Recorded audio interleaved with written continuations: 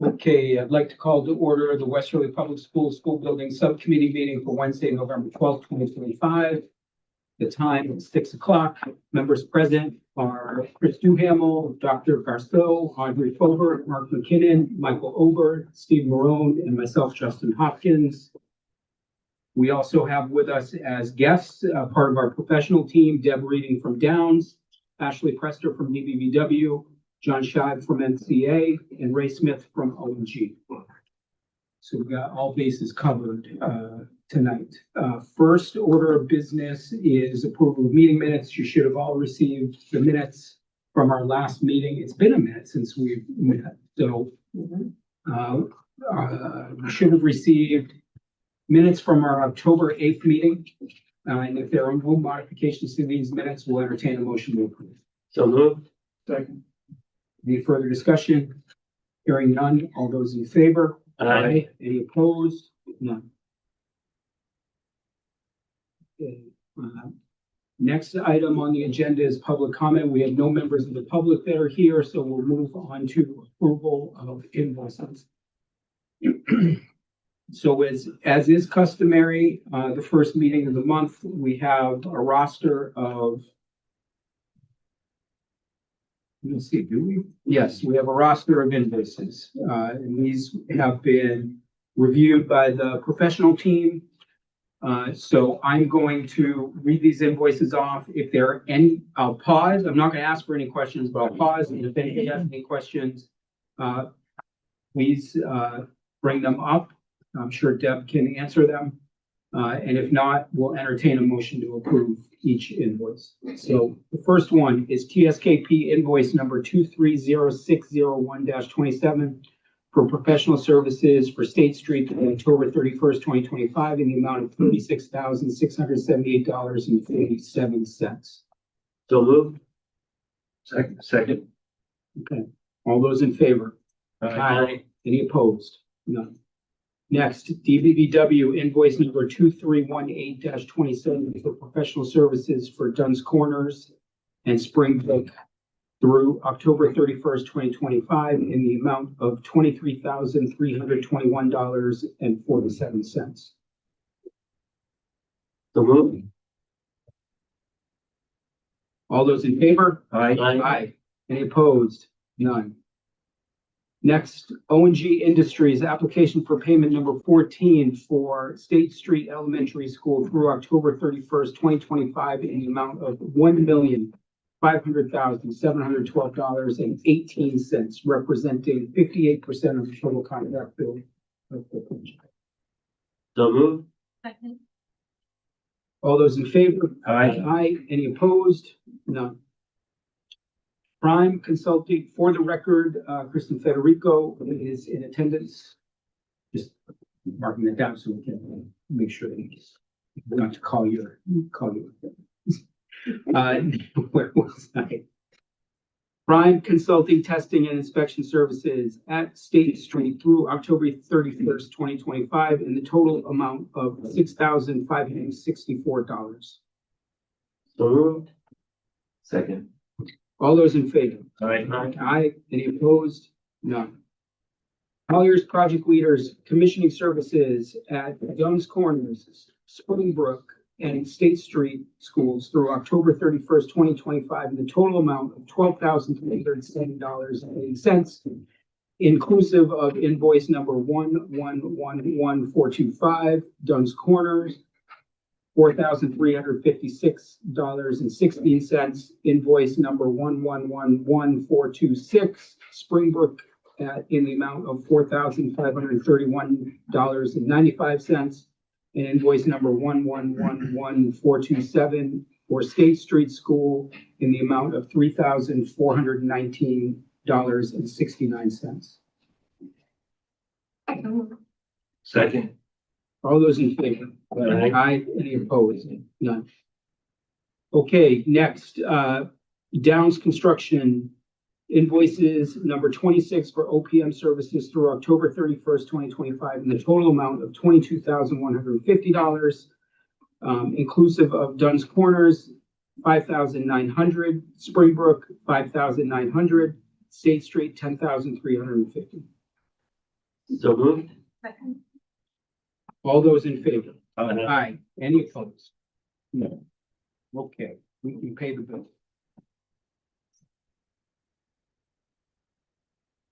Anything else come in, Deb, that I didn't go No, through? we are good, thank you. Okay, next on the agenda is owner's project manager / architect update.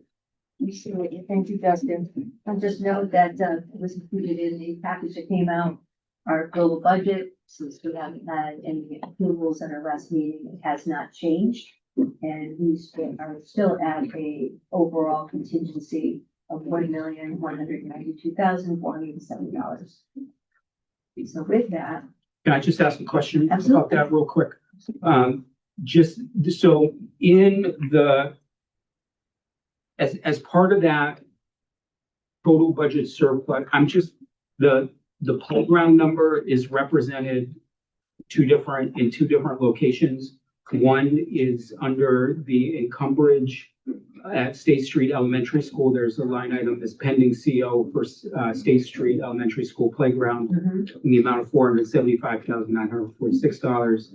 And then down at the bottom, there's a capital balance fund in 2025 State Street Elementary School playground funds. I just want to make sure that, because that's absolutely above is a debit, it's going to be a cost. And Okay. 475 represents the cost, and then down below is the funding. okay. Coming over in the capital. So in your total budget surplus / deficit number, Mhm. I just want to make sure that the playground is that's not a $500,000 chunk that is going to be No, coming no, out. right, Okay, right, that's all included in there. Okay. So thank you for asking. are there any questions to Deb regarding the global budget summary? Is there money left to be spent at Dunn's Corner in Springbrook? Partially, I'll touch upon that. We still do have outstanding CCDs and change proposals that, they're going to be upcoming, but the CCDs are included in this number. To date, the ones, the unknowns, that worst case. There might be a few change proposals that have not been agreed to already, which aren't in there. But, hopefully no other money is being spent.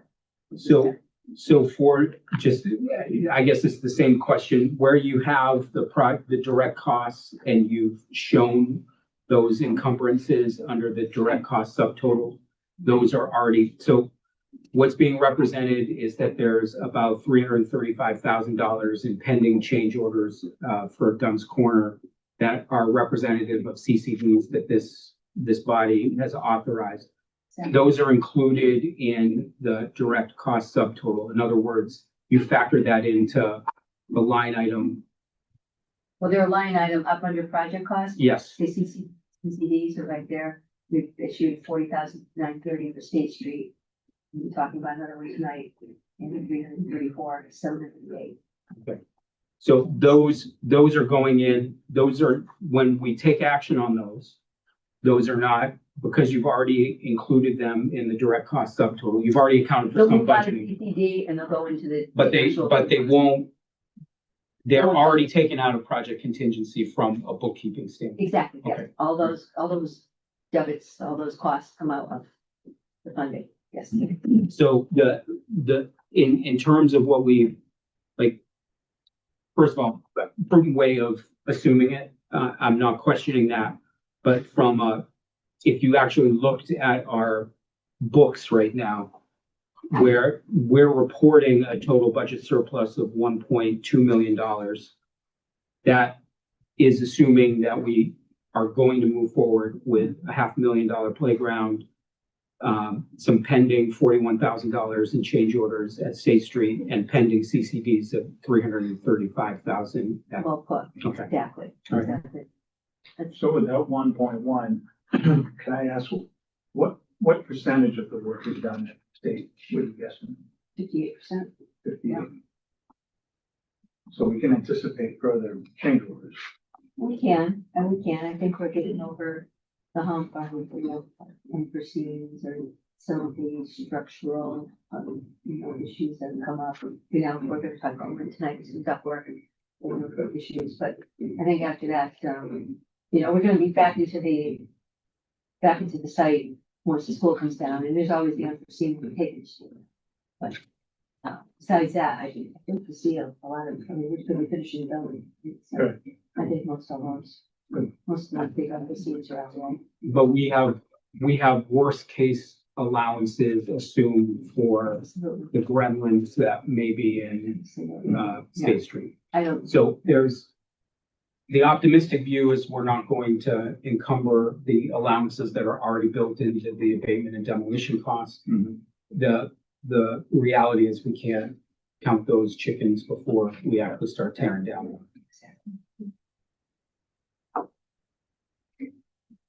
You can count your chickens before they're gonna be. and we should raise some chickens out there. Okay, that said, we've got two architects over here chomping at the bit there. Present tonight, and then you guys going to wrestle for it, rock, paper, scissors? Or- You're sure? Go ahead. Yeah, all right. Is it sure? He gave me the last one.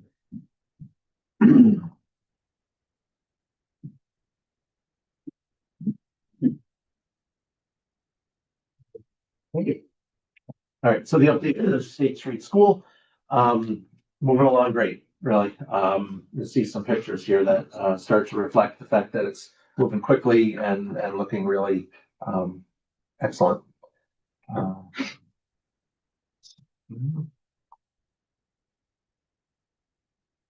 right, so just an overview.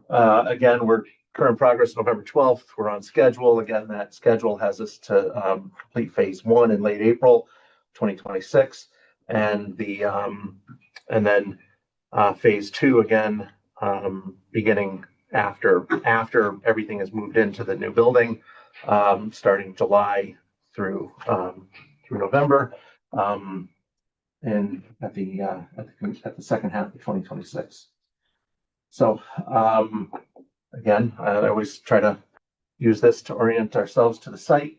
Some of the things you're going to see in overall progress are going to be the interiors updated, the classroom. You'll see some of the paint coming into play.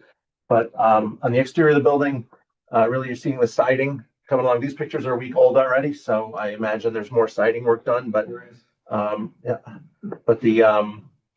but as the siding really moves along, building really takes shape and form. The windows and storefront are all going in. The fixed windows where you saw the plywood, those are all now, I believe, on site, and getting fixed windows are starting. The operable windows. Container and plywood are actually installed now. All right, excellent. Check. So moving along very nicely on the exterior of the building. Even some of the vertical siding, mostly into the courtyard areas, we have that vertical siding. So that's moving along as well. Those are kind of primed, pre-finished looks. Don't think these are finished materials yet. They do get this gets stained in the field, and then the other one gets painted in the field. So those will be coming along as well. In the inside of the building, second floor is really looking almost quite remarkable, because they've got the accent paint. They got paint and accent paint on the walls and the ceiling grid in.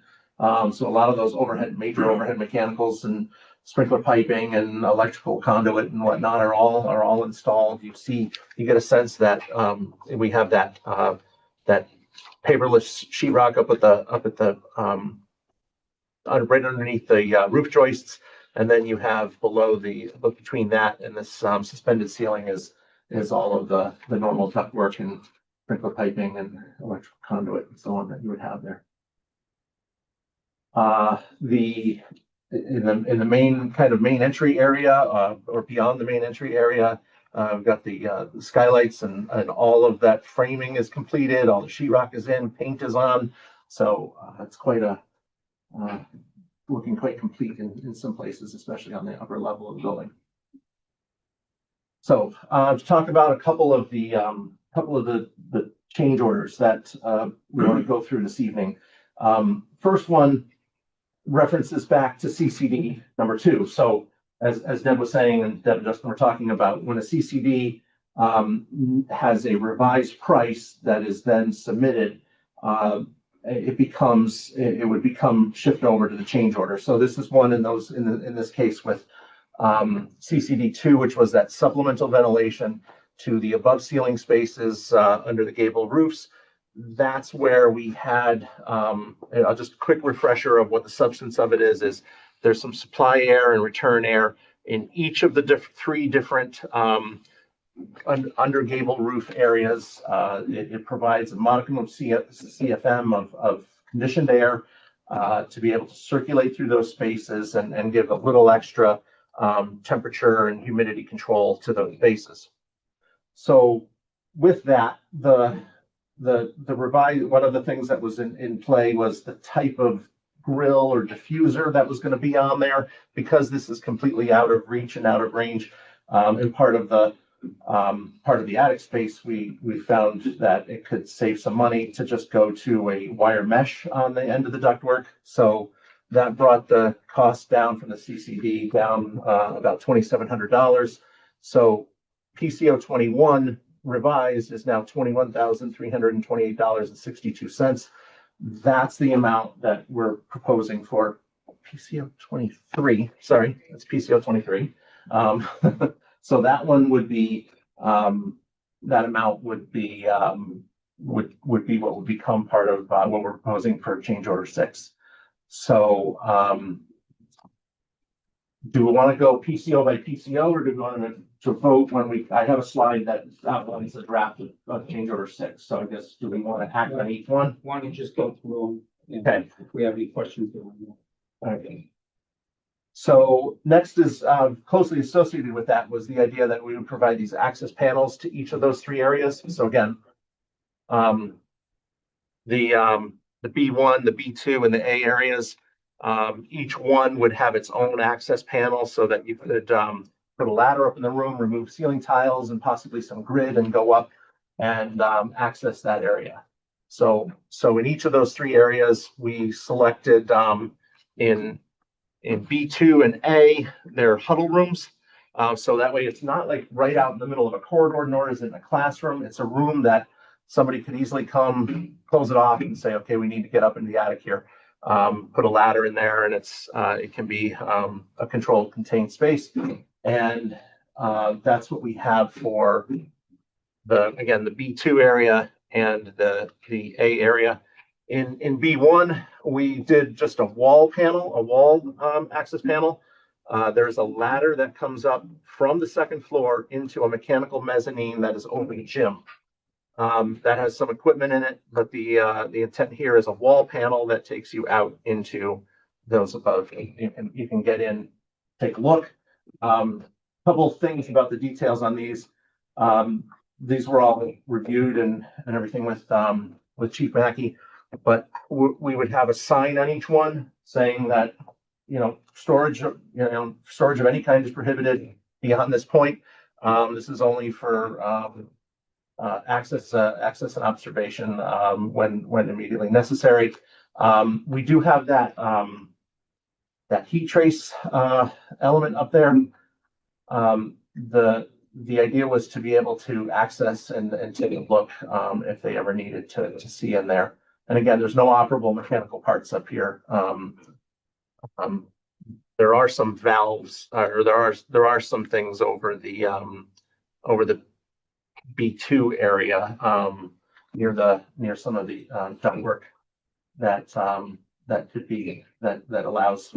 We located that one closer to some of the major ductwork so that you can get a good look at it. So that's that one. And then PCO 25, which is this is something that to give you a sense a little bit of what was going on there. This was more or less coordination as we got into the project here between ourselves and O&G and subcontractors. This is a little akin to the fact that the building system, the building exterior, as you know, is the different siding components. So we want to get those up off grade as much as possible. So unlike a brick building or stone building or something that has more of a base like that, we wanted to keep this building up above grade. What that meant was where we have column footings, where we have the columns in on the exterior wall, there was going to be exposed base plate. And again, that column is only then protected by an inch or two of concrete. So in a normal building, you'd probably have your brick shelf down around here, and you just bring the brick down, and you have more foundation wall, thicker foundation walls just to support brick. So in this case, what was realized was that, and it's only like the eastern half of the building, from the cafeteria, around the kitchen, around back by the gym, and then before you get to this staircase over here. Those are where we have 13 different conditions where column base plates would be exposed.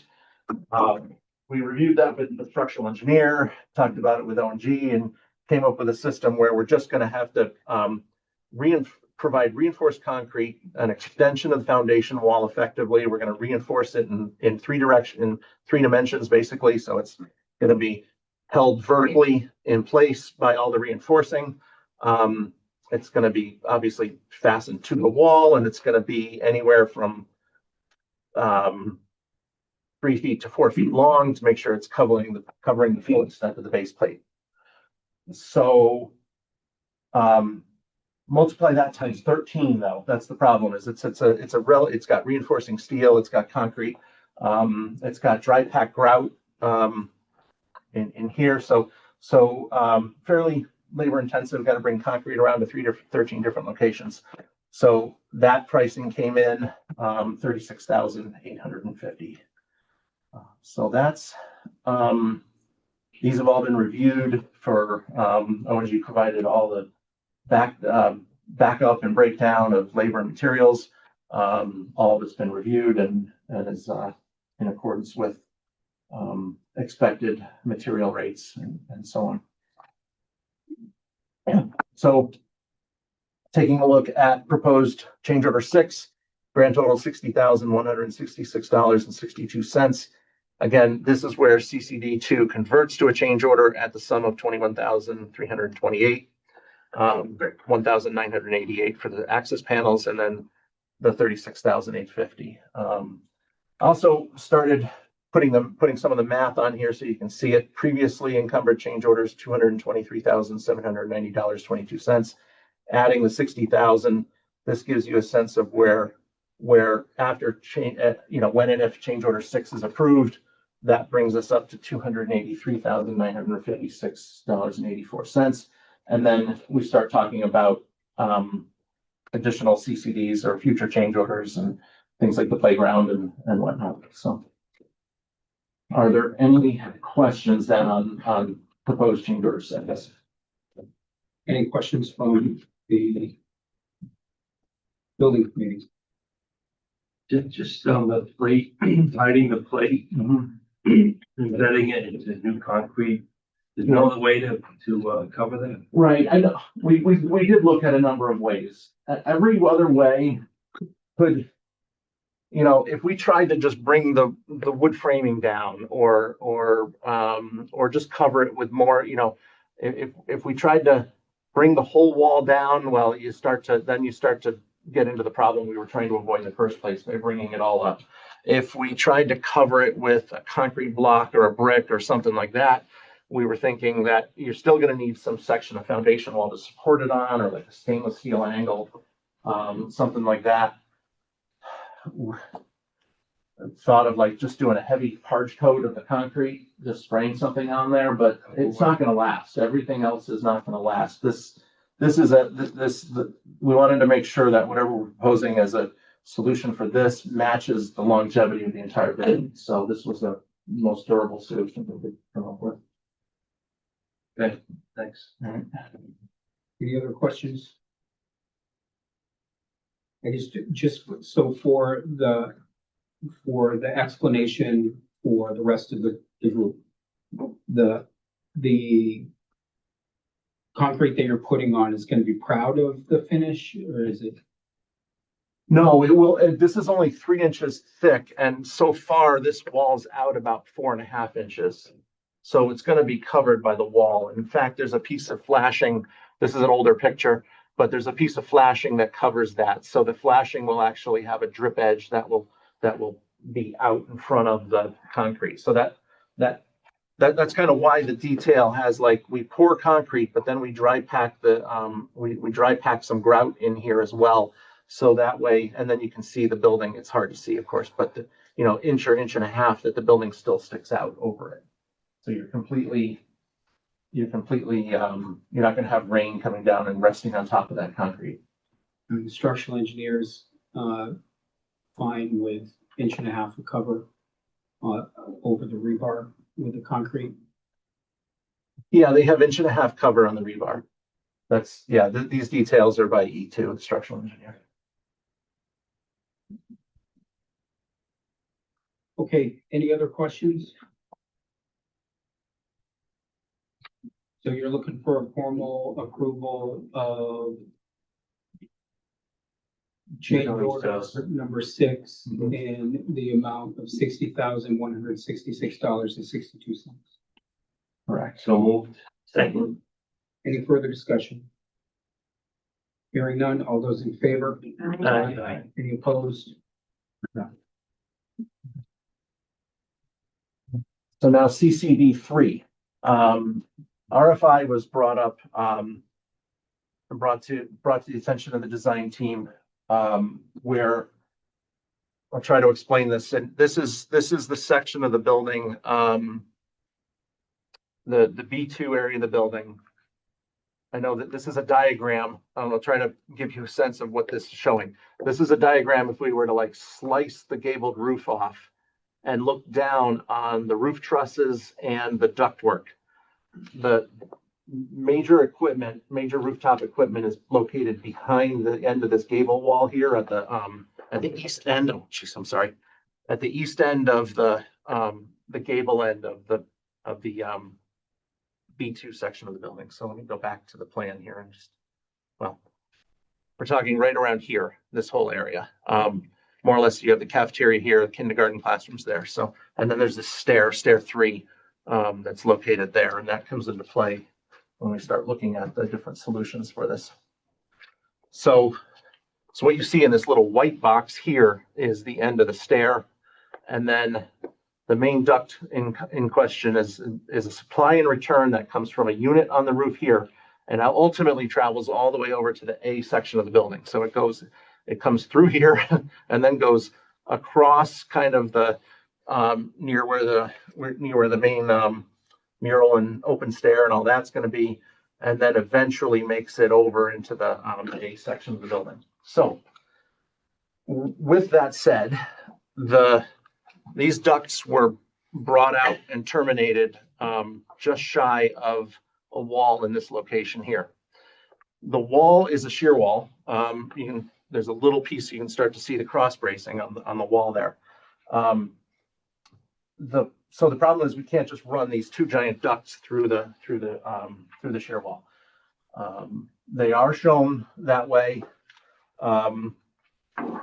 It's kind of a coordination thing here. We'd love to try to figure this. We'd love to figure this out a lot sooner, but at this point, we're looking for a way to accomplish doing this. Our first thought was to try to relocate the shear wall to a different location, and which would have required some structural steel, some revision to the delegated design framing of the light gauge steel above the ceiling. It would have involved applying plywood to both sides. It would have involved removing sections of finished work in order to get the cross bracing steel in there. So that was considered pretty expensive. A lot of trades, a lot of different movement. So what we started working on was a purely ductwork solution. So the ductwork, just to describe it to you as briefly as I can, this shows the ductwork at below the layer of gypsum that's still above ceiling. It's all concealed ductwork from the finished ceiling, but it's below that layer of sheetrock, below the roof trusses. This is the supply would be coming down in 2 locations rather than 1. and then combining back into the one larger ductwork that crosses that area. The return would be below the shear wall. So the return would still go through that shear wall between the cross bracing, and we'd have to frame an opening to make all that work. There would be one VAV unit that gets relocated, but overall, it just modifies the ductwork. What happens to that supply is that it goes through 2 feet on center roof trusses, and then it combines back into one duct, sweeps around, comes above where the shear wall was, in a separate opening, and then returns and well, again, it's supply, so the air is actually traveling this way. So just a little detail, the shear wall actually extends all the way to the roof. Right. So both of those ducts still pass through the shear wall. Right. But at least not side by side and not crossing. So not side by side. Yeah. John and I and my team and his team are still working on this. Yeah. So that's why it's a CCD. We're trying to come up with the most cost-effective, efficient solution. When we're looking at moving the air, relocating ductwork and so on, we still have to be cognizant of the amount of bends and everything. So this supply area is gonna move a lot, but we're trying to limit that so that it doesn't just get too crazy with how much it has to turn left, right, and up and down. We're looking at putting the CCD out at $50,000, knowing that we're still trying to resolve this. We also know that there's no meeting again for a month. So we want to just put this forward so that we can resolve it as a team. Got you.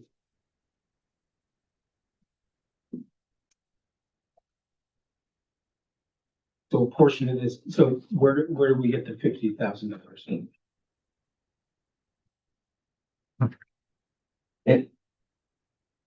Generally, when we were looking at the alternative scheme of doing this, we could have been into 6 figures with this amount of rework, delays, etc. If we're gonna figure out a way that we can just adjust the ductwork, like I said, this ductwork, this is where it is right now from that picture that you saw. The ductwork just ends in this area. So any of these modifications, I don't recall how much is already coming back this way, Ray, maybe most of it. That's all just sitting in the courtyard. Okay, it hasn't been put up into place yet, but it's all there on site. Yeah, all the ductwork. is on That site. transversal duct's not going to move. Yeah, it's very tight through here.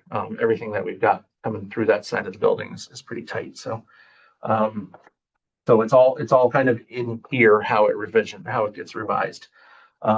That's just based on having to come up with a ductwork solution that, and possibly some modifications to the framing, for that at smaller openings rather than trying to use just one wide opening or relocate the shear wall entirely. Right, so we suggested this route for keeping the work moving forward. Because if we have to wait for the next meeting, we've lost another month. So right now, this amount is what we're expecting. It should be more, is adequate. What we're expecting for the cost to be for the next month. And hopefully it's not going to be much more than that, we hope. But since we don't have a definite solution at this time, we just want to give Ray enough money to keep moving forward and not have to wait until December. Once we've all agreed on a solution. Once we've all agreed on a solution, thank you, sir. So contingency, I guess, is the answer. It's like almost setting up a little allowance, perfectly, yeah, perfect. This work. But a CCD does authorize the contractor to proceed with some level of work. So that way, once, as Ray says, once we've got the solution in place, then they can proceed immediately on rectifying that. So as soon as we have that solution, Ray will move forward with getting it priced. And the plan is, hopefully we'll have that solution soon, is when we come to you in December, we'll have that PCO to review then then the CCD will go away. It will not only be priced, it will be in action and. Yeah, yeah, that's the important part. To meet schedule, we need to authorize some action as well, with this, via this tool.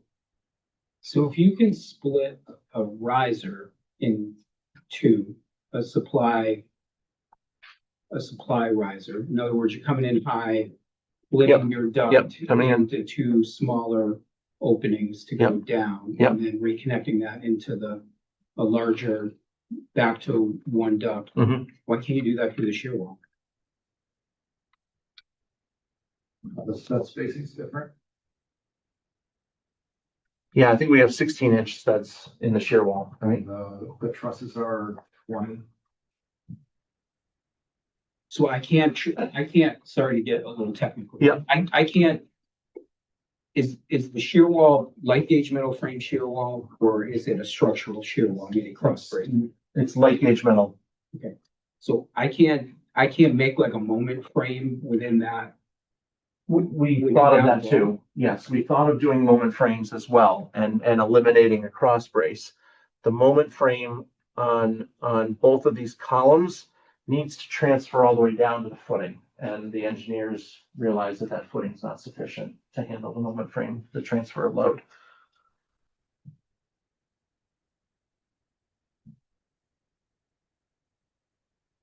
And again, this shear wall is not actually directly underneath the truss, it's actually between two trusses and does go all the way to the roof. Yeah, that's hard to see from this side, but you're right. When the wall goes through and then the trusses are on both sides of it. So there's like stud, all three, not necessarily all in the same place above. They all stagger. So cutting, we want to minimize the cuts that we have to do up there. We'll have to cut for almost no matter what, but. You're spacing out the cuts through the shear wall, is it? Well, we're gonna go above and below. We're gonna go through this section of shear wall with the larger return duct. Because we can fit it between, I forget whether it's, we can just cut two studs to do it. I think that's what it is. You cut two studs to do it, box this out. It doesn't change the strapping on there. That is the cross bracing element of the shear wall. So there's minimal impact on the wall below.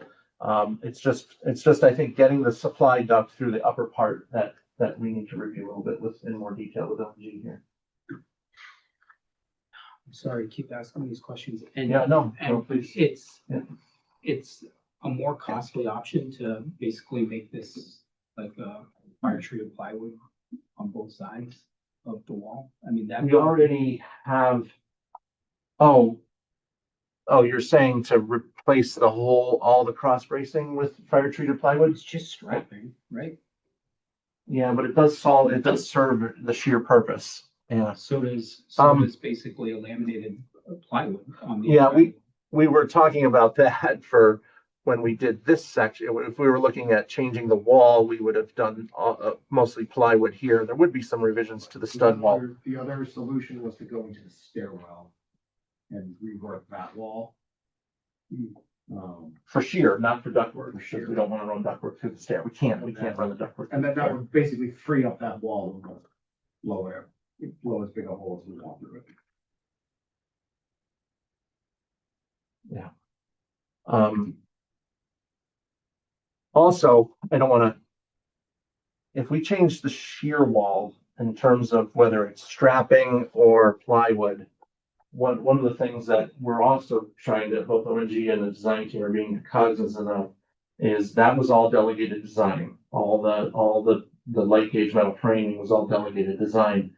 To have them go back and do some revisions, I mean, I can, as we're doing, we're kind of beating up E2 and CES to come up with a solution here. But if we got to go beat up the subcontractor, that could, we could be talking a different range of time here.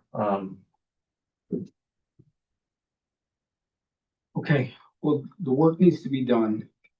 I mean, this is the problem with uncoordinated stuff in a set is that our options are limited and they're more costly. So, Exactly. Yeah, that's correct.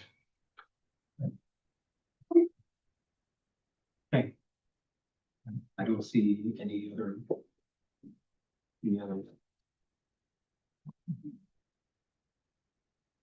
Could be more than 50,000. I mean, it could be, any CCD could be higher or lower than we expect. We try to be cognizant of it, and I think we would have been higher if we were going in the direction of introducing, like I said, removing sheathing, removing finished work, putting in new structural steel cross bracing for one part, and then having the subcontractor go back and re-engineer his shear wall with plywood and strapping and new metal studs above. So we're trying to keep this mostly a ductwork solution and trying to keep costs down on it. Okay, so you need a motion. Motion to approve the change. G3. Second. All those in favor? Any opposed? Thank you. That's all for State Street. So where are we with, have we gone through Playscape review? And We did at the last meeting. Yeah, I don't think you were at the last meeting, or was it 2 meetings ago? No, it was the last meeting. Oh, okay. Yeah. All right. It was the last meeting and, no, you haven't issued the PR yet. Right. Yeah, no, we know what Audrey had provided confirmation that this is what we wanted to do last summer. And we reviewed that with the committee at the last meeting, and that we're working on that, getting it out as a proposal request to ONG through their contract. Be done in phase 2. Can we put a date on that? I don't mean to put you on the spot, but you think by next meeting? I would say, yeah, we would plan on next meeting coming to you. Well, we have to get it to ONG in a timely manner, but So we're getting. the most likely subcontractors are already aware this is happening because they kind of did the design, so. and FF&E were. Definitely. So that was another action item here. Thank you. So Okay. State Street, just go right into it. I'm looking for you, and we'll let you back up in a second. We will have plans in hand and cut sheets and furniture list of quantities from TSKP and NCA this Friday. I've already spoke with Eileen. We will be going out for public bid. Now she's working on the front and back end, and I'll be putting all the guts together and including the bid form. We are anticipating going out to bid because of holiday on December 3rd and having the bids due right after January 1st. I think we came up with the weekend there of January 6th. That'll give us time to tabulate, be back in front of this committee by our first meeting in January so that we can make a decision. The current allowance is still 800,000. I don't believe you have your estimate back in yet. Is that true? I don't believe so. Okay, We are gonna provide you with an estimate. right. But over the summer, we went out for feelers with the WB Mason design, which isn't too far off. I mean, we know we made some changes and they gave us a price closer to 900,000, but said that isn't their bid number. Of course, they want to show their hand. So we are definitely on the street where the ballpark is located. That's a good thing. So that's our timeline so that we can get furniture in the building, hopefully in April. So that come May, 'cause it's gonna take them 3 to 4 weeks.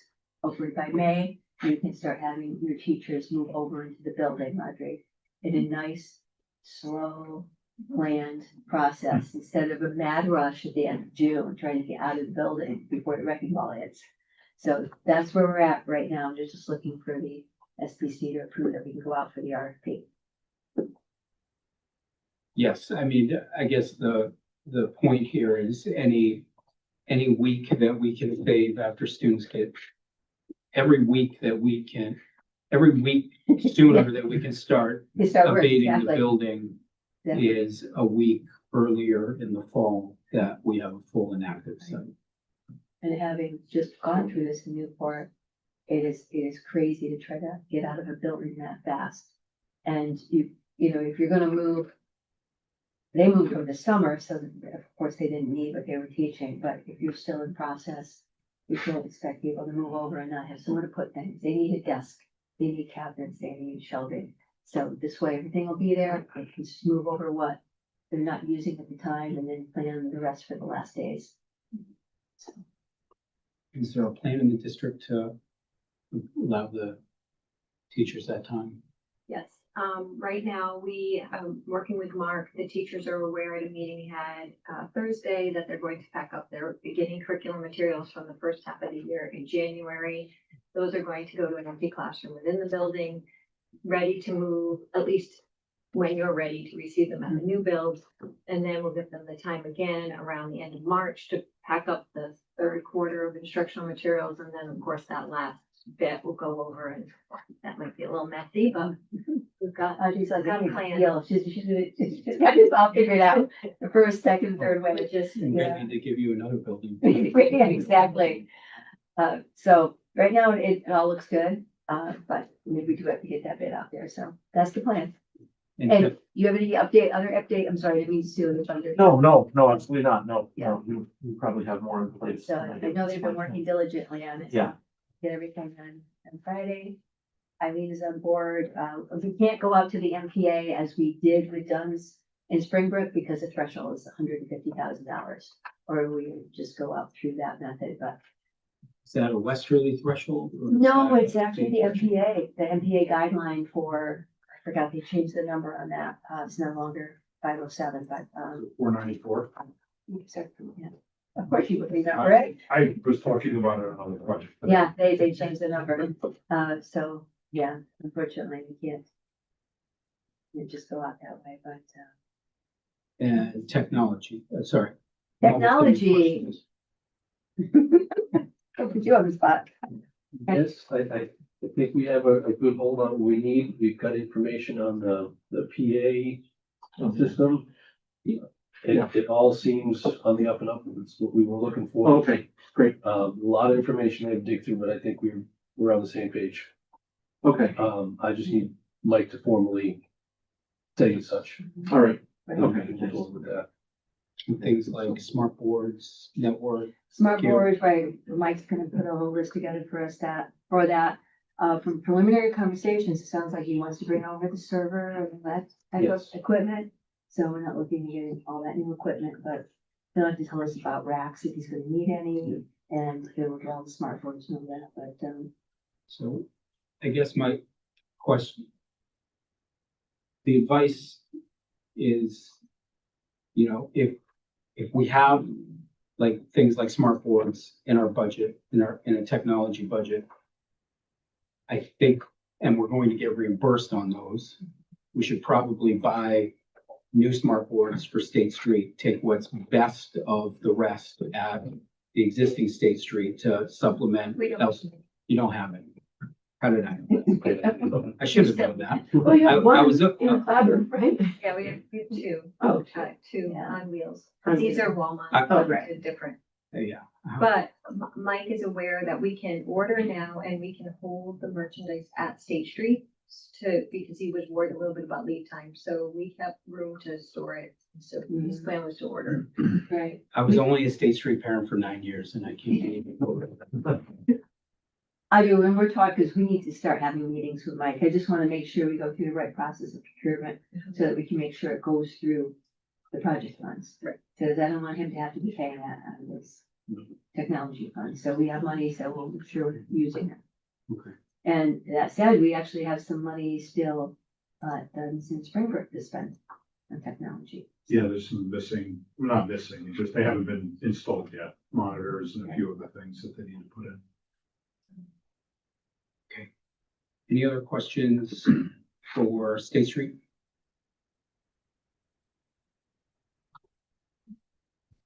Thank you. Thanks, John. Thanks, Ray.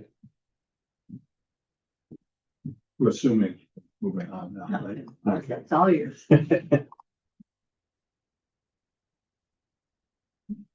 Alright, so I'm gonna try to be a little quick on this, but anybody that wants the PDF on this afterwards, we can talk about it, or I can send it out. This is the wrong file. This is the, It's The- August 13th. that's the September file. You have one on the left?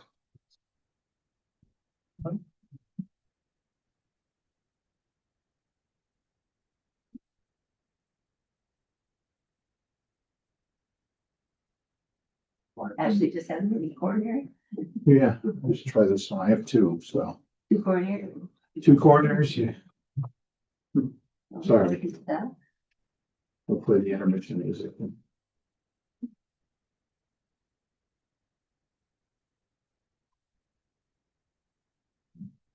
8:13. What is going on? No, that one says 11/12 on it. That's the right one. Yeah. Open that one.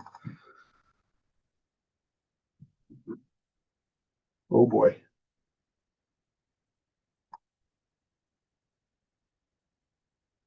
Let me try this. That's. Don't tell me both of our, You didn't email it to anyone, did you? no, it's not. That's why I bring two, though.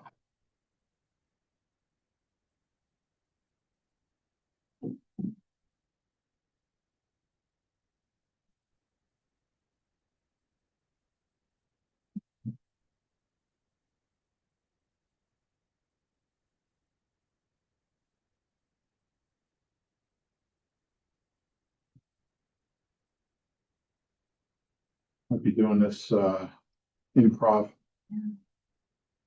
There we go.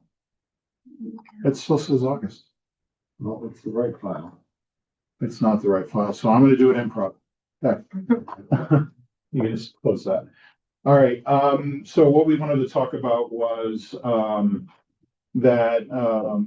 we finally got the sign off from, Dunn's Corner Fire Department on the BDA system. And we were able to issue substantial completion for the contract, with the date of October 31st. Can I clarify on that? Yes, When you say we, you mean you as the architect? you as the architect, me as the architect. I finally saw the copy of it from Fire Marshal Bobola. Thank you. Yes, sorry about that. Everybody, I know this is a little complicated. So. Yes.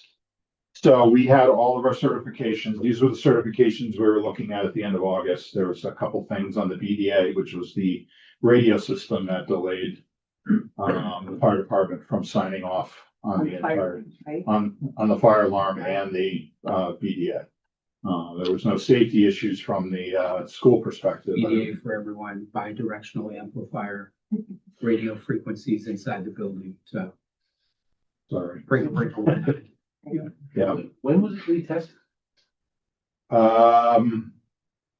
It had to have been the week of, Halloween, so like the 27th through the 31st, somewhere around there. He said he witnessed the test and everything had passed. I think they changed the location of the donor tower. Rather than going to one direction, they went to another one that had a stronger transmitter. Whatever they did, it wound up working, so, I haven't been able to confirm if police signaling, but okay. Okay.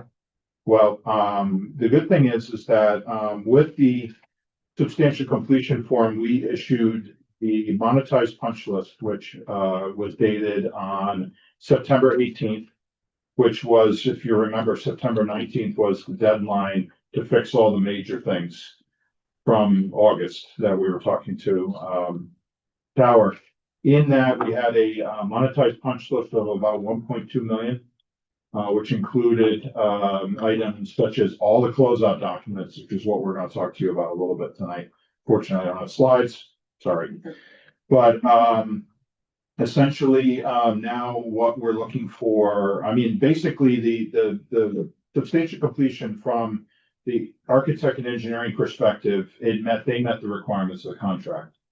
Now it's in the hands of the town and the contractor.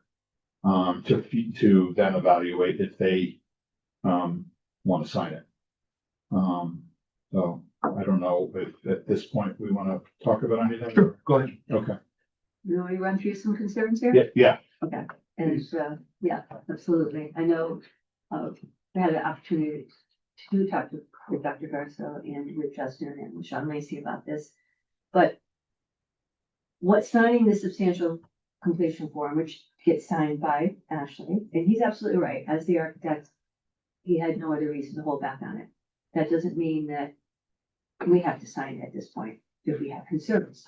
So what executing that document does, which would be Dr. Garza's signature, then it would go to Tower and they would sign it, is giving them the ability to request their surety company to release their payment and performance bond.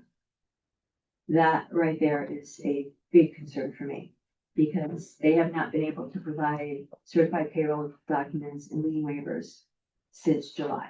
So they have not been paid since July, and therefore have not paid any other contractors since July. And they are still working on punch list. I did get some documents yesterday for September and October, but I still am missing at least 2/3 for August. So I mean, we're not bouncing all around. As it is right now, they had to go back to their July requisition, pull contractors off who were missing this paperwork so we could finally pay them after 2.5 months. So right now, we're waiting for them to get August straightened out so we can pay August, then to September and to October. So the fact that all these contractors haven't been paid, if their bond is released, they will go directly to you. So that is a big concern. So it means one here who's trying to protect you with every fiber of me. It's like, okay, so that's one big reason. The other is that there's some very substantial items that have not been completed yet. And we've been talking with them about this since spring, and I can actually go into that a little bit. yeah, if you want. in the letter. question. In the contract documents that they signed, they bid plans and specs. 60 days before substantial completion, so start of July, we should have started having meetings on completion, starting operations and maintenance manuals, scheduling training videos and training times, starting to get attic stock in order, start doing the as-built, record specifications. I'm missing something. Any chips. Any chips, which is the ride reimbursement requirement that we have to meet any chips with all that paperwork. That did not occur. They basically got the substantial completion. Then they supposedly started working on it. To date, we have not received any official submittals on any of it. Right. There's some semblance of that on Procore, but it is not assembled. Right. So it's not an official submittal at this point. Each of those items for each building has a monetary value on the monetized punch list. So that's why I said, even though that was a requirement of substantial completion, as long as I provide a monetary value to the client, you guys, then you have a recourse, you have a recoverable amount. And that is in addition to all the punch lists that they've been doing since August. Another concern is their staffing, which we know has been a problem since day one.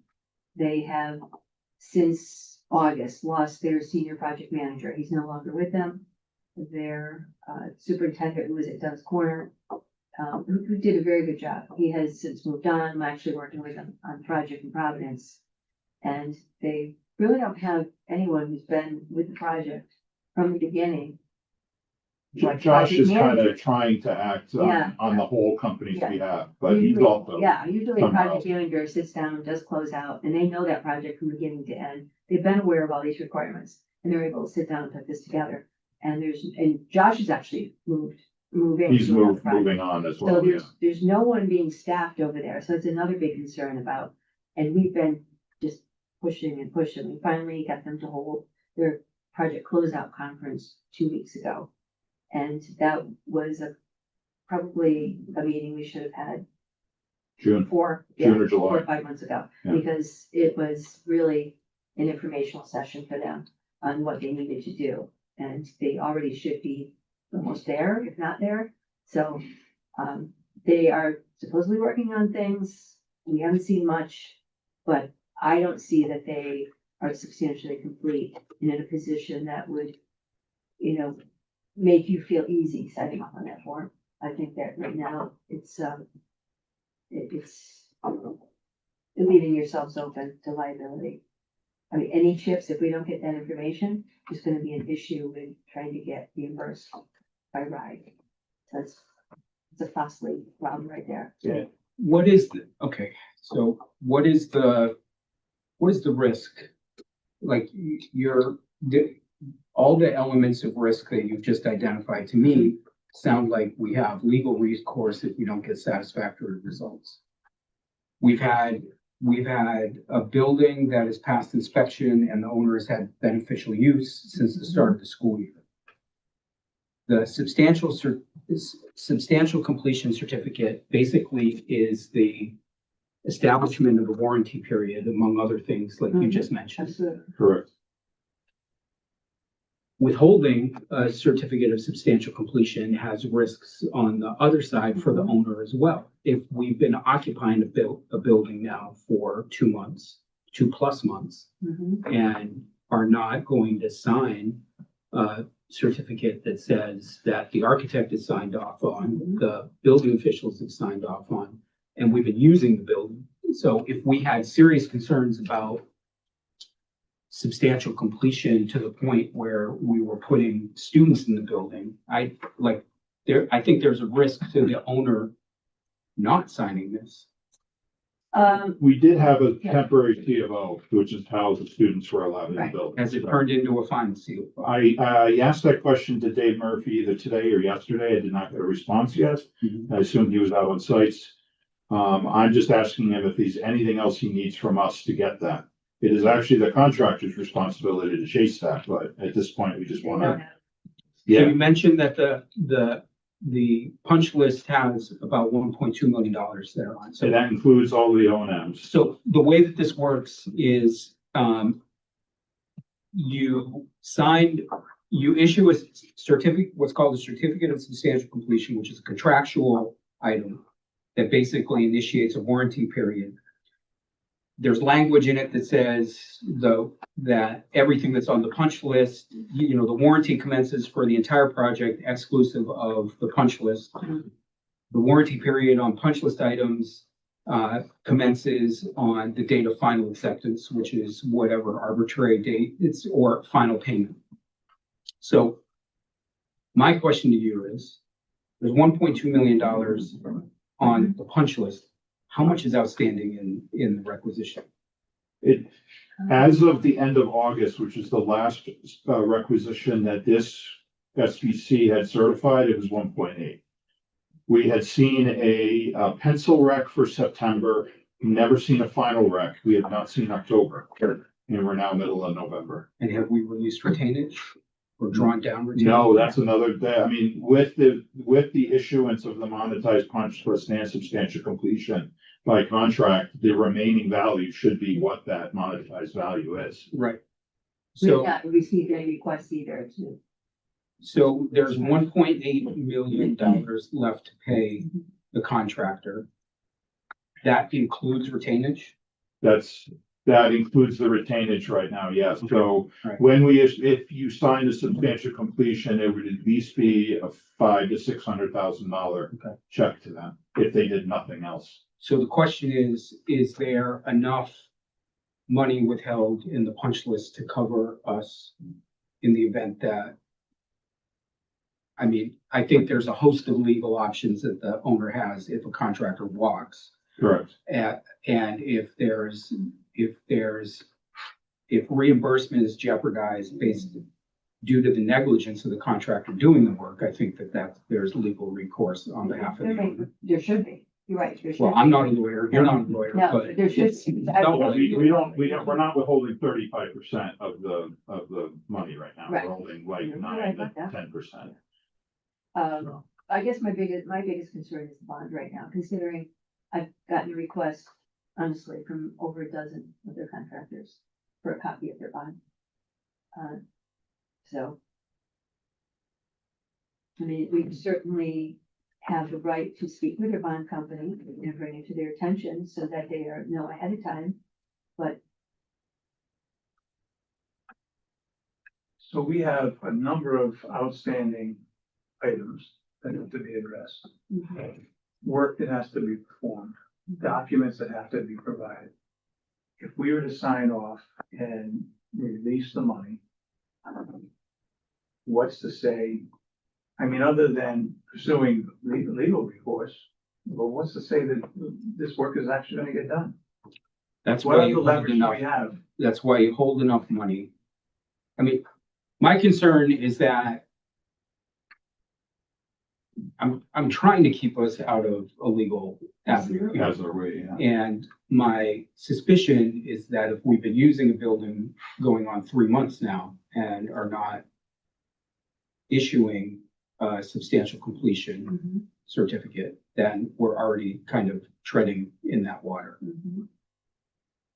I know I mean, first of all, I wouldn't run a project the way that these guys are running it, neither would you. Mhm. But at the same time, I think we need to figure out a way to close this project out, wash our hands and be done with it. Correct. And a protracted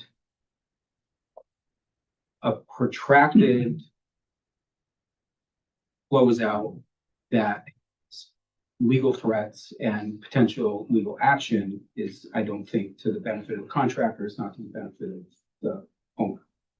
Nobody wins in that situation. No, So I guess my question is, like, we're all kind of dealing in theoretical kind of what ifs here.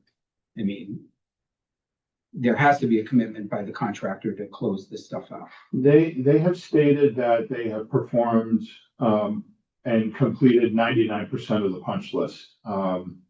I could refute that in 2 seconds by going to the, ribbon cutting, and there's no landscaping at all at Springbrook. They just put grass. That will not, I mean, yes, it's just landscaping, but it's affecting a couple of, chips points. So we're starting to get down into the realm where RIDE might start pushing back. Why did you let them get away with not putting in plants? So we have a value for those plants right now. But if they're just, I mean, they missed this entire planting season. Are there repercussions for that? Because in the contract, it said they were gonna get that done in the amount of time they're supposed to get that done. So the expectation is that they owe us this landscaping. Yes. Right. And we were told in the meeting 2.5 weeks ago, that that was gonna start Monday, and when we had the ribbon cutting, it wasn't there. So, There's too many numerous things, but one that just recently, after a year of hounding them to go back to Springbrook on the backside, out where the ribbon cutting was held, on the existing downspouts, and connect the downspout to the existing roof drain. And they finally went and put something in. It was supposed to be a cast iron boot, and instead they got some corrugated plastic from Home Depot and duct taped it from one to the other. And that's their finished product. How can that It's be gonna okay? deteriorate. well, we won't accept it. That's what they Right. did. But these little things like that, like, I don't wanna create a nightmare for this man over here where but he already has been trying to go back and fix things that should have been part of this project. Yeah, we haven't, and Mark, correct me if I'm wrong, there hasn't been, other than the keying, really any catastrophic problems with the punch list, but you are still having weekly issues. So I just saw a couple emails this week Yeah. on things. When is the re-punch happening? When you walk back in there, you do that. I had this on a slide. I've asked my engineers. I am performing it on November 20th, which is the parent teacher day. So I'll come down here and do a full back punch. I will provide that to the owner. At that point, I think you need to have face-to-face negotiations if they were made with him to say, when are you gonna get stuff done? Because it'll show how much is done versus how much is left. At what point do you bring in legal to consult in all this work to, I think know, that's show strong arm? right, because Justin's absolutely right, none of us are lawyers. I think Yes. before we do anything, that would probably not be a bad idea. Because honestly, I've been in a situation like this and signing off in substantial completion and holding that amount of money as a monetized punch list, which could be disputed, might not protect you from litigation. someone could take the substantial completion and then, file a claim for the rest of the money. One red flag for me was that the value of the monetized punch list was not disputed. Normally you get contractors that say, that's not worth this, that's not worth that. No, there was nothing. And they just caught me off guard, but I didn't think anything of it in August, just wanted to get the kids into school. Howard knows you're gonna repunch on the 20th. I have not told them that. If they're seeing this meeting, they'll know. I don't want them there arguing every item when I go through and mark No, it. but it would certainly be in their interest to get that list as short as it can be on the 20th. They are saying the list is short, but they have never provided me a copy of their interpretation of the list. And I don't think I'm seeing one. I've requested it. As soon as they sent the letter saying, please do your back punch, I said, you never sent the punch list to me. They have not provided it to me. We can, Deb and I jump up and down and wave our hands, but we're not the ones running tower construction.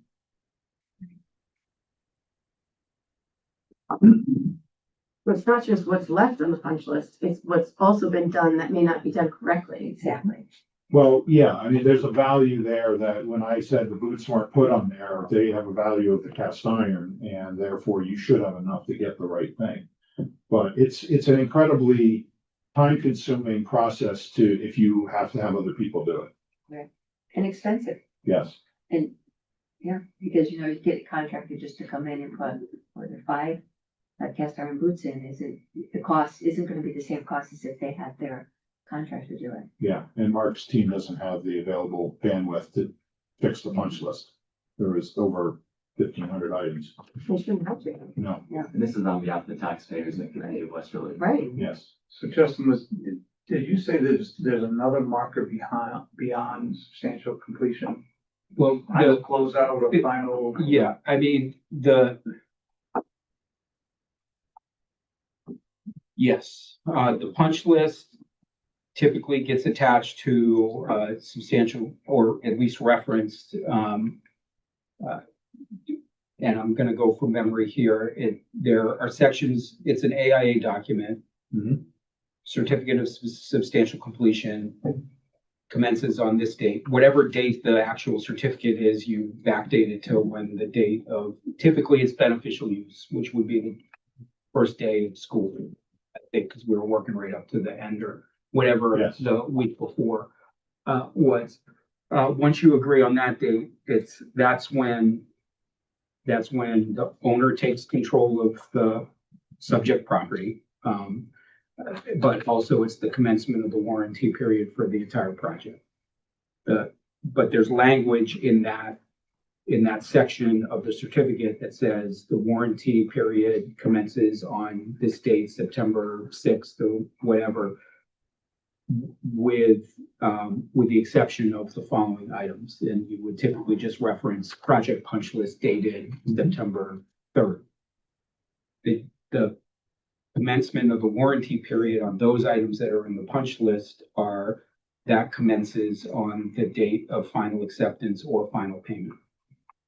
So In the substantial completion form, it also establishes the date of final completion, which was in conjunction with our contract documents, which was supposed to be December 19th of this year, knowing that RIDE was changing from chips to lead at some point in the future. And so the substantial completion form from the 31st had 49 days to complete.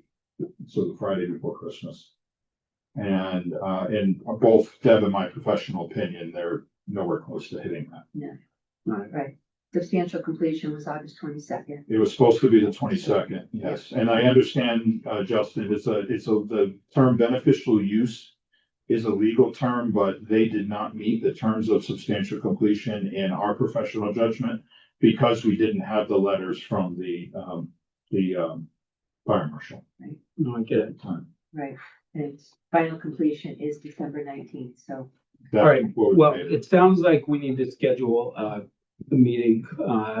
I thought we were past, the need to have the town manager, superintendent, and myself in these meetings, but, it sounds like we need to have this meeting just to make sure that we have a comfort level with closeout. I can reach out. I want to have counsel with that meeting. Okay. Whether it's still not going or Bill Conley.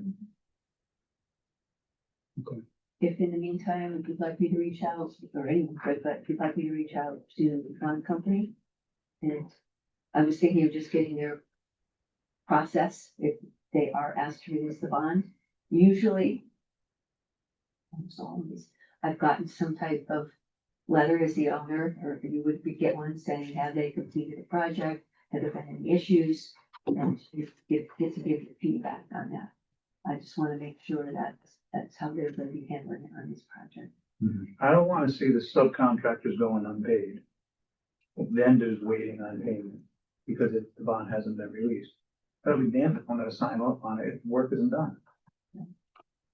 Well, signing that form isn't going to be sending money.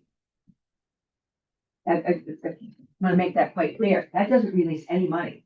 That could give them a vehicle to release the bond, which isn't money. It just gives them back bonding capacity to use on another project. Mhm. They're still stuck back in August until they get us their lien waivers. I mean, that's Cindy. She's adamant on this. Until we have all Then their. why aren't the subs being paid? Because they aren't getting us the forms. There's nobody working on this. Yeah, They're not getting us certified. It's certain subs are not getting the forms and Tower has been more basically unwilling to amend their requisition to reduce that, because it also reduces their general conditions. And over. it strangely has not seemed to be a priority for them. I reach out constantly, if there's been any movement. If, right now, take your requisition and adjust it to only the contractors who have submitted, so they can at least get paid. Nothing. And we just went through that with July. That was painful. June was the same process. June took about 2-3 months. July took 2-3 months. And now August is just hanging out there. And these people are just constantly to me, they go right to me, if the check has been cut, I should not be answering those questions. So I send them back to Tower. But, there's amazingly threatening, right? Emails of how can you sleep at night, Alpulos. Oh, yeah, there's been some pretty, colorful, Bad. And emails. that's what I mean. These people, if they realize there's no bond in place, they're not gonna be very happy. I mean, granted, they can't leave the project, but I don't want you to have to suffer through that. So, I mean, we gotta find out how to protect ourselves from that situation. Make sure that they persevere to get their money, persevere to get all their contractors paid. So there's nothing dangling out there at the end of the project.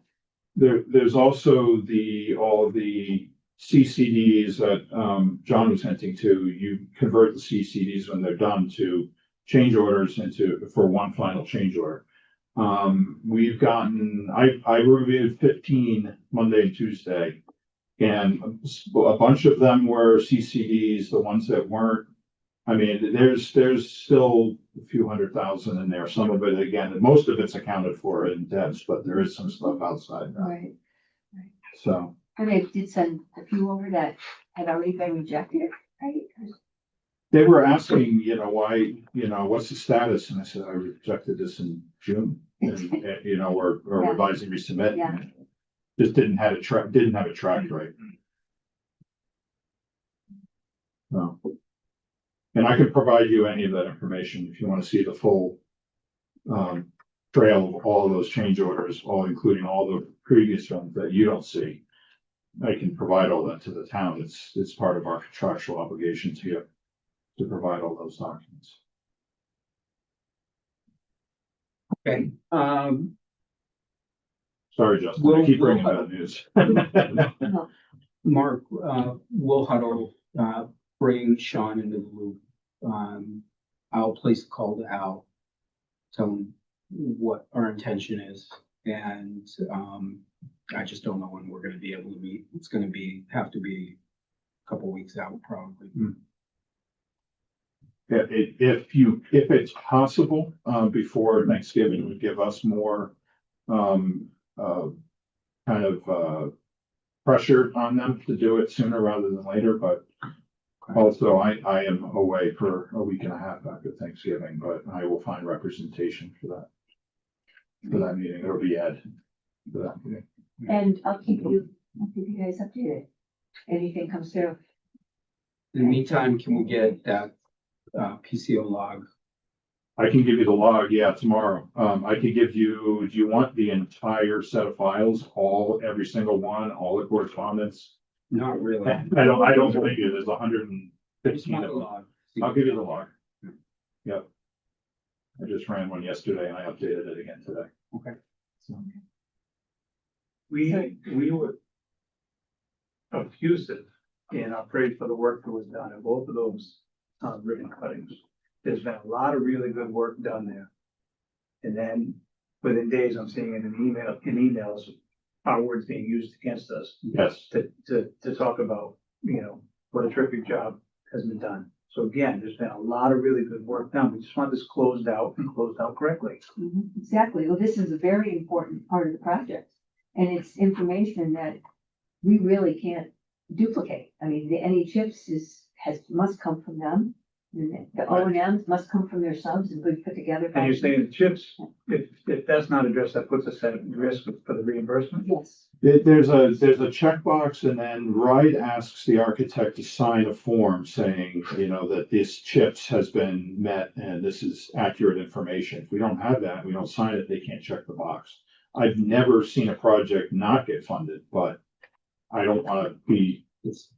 We don't need to submit the stuff. It's an affidavit that Correct. our design representatives sign Mhm. at the end of the project. Correct. Yeah, that's something Wright will ask me to sign at some point. We're getting into the 3-month maintenance window for Mark to start changing filters and checking belts and everything like that. And we have no information for him to do that. So.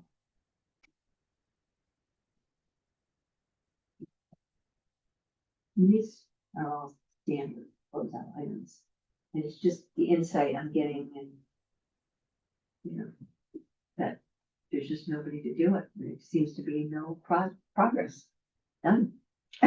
I can say Dennis and Josh, since they weren't working yesterday on projects because of Veterans Day, they were in the office. I got about 5 calls regarding chips. Let's hope that's a good sign, but we still haven't seen anything. So. Like I said, we'll keep you abreast of where we're at, and we'll be thinking that at some point you're gonna ask for a summary to have this meeting back up, so. Yeah, the next meeting is December 10th. I'll be coming in cold on that one, but I'll be here if there's topic about to discuss.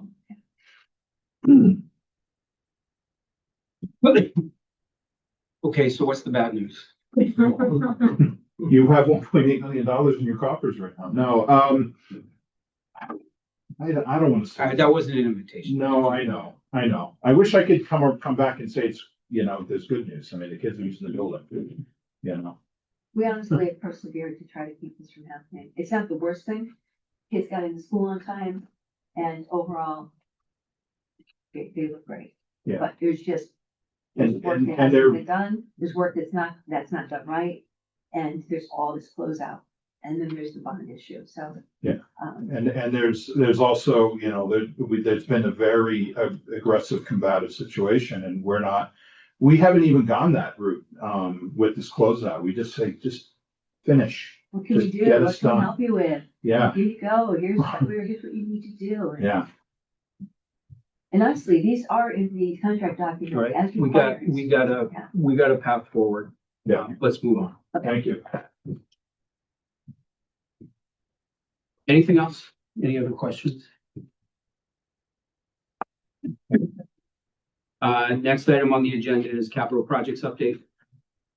I have to give you, Okay, Okay. we have a looper at Springbrook. What? The last piece of the puzzle that was missing from that Springbrook install. Well, that's the last physical piece. We're still missing all the closeout documents. Hit, rewind and repeat. Right. I was trying to get good news. hopefully this means they're just gonna give us everything and we'll be able to close that. But that's wonderful. Is it the correct color? It is, Wonderful. yes. Okay. It will be. It's wonderful. Quickly on the next phase of capital projects, we are moving forward. We're going to put language together for the bids that state that funding will not become available until July 1st, if at all. So it's still in limbo, but we're gonna move forward with documents that could move the projects forward if they are approved. And then we'll go from there on timeline scheduling. If we've got competitive bids and timeline, we're trying to get flooring done, windows done, and a roof. So it might be a little bit tough to get, if I don't get the approval till late April, get those things in motion for the summer. So we're gonna go ahead with it like we will get approved. And then adjust it. I was at a planning board meeting because I can't help myself. Listening in on another item, but they were discussing the capital, the CapEx, the capital review process.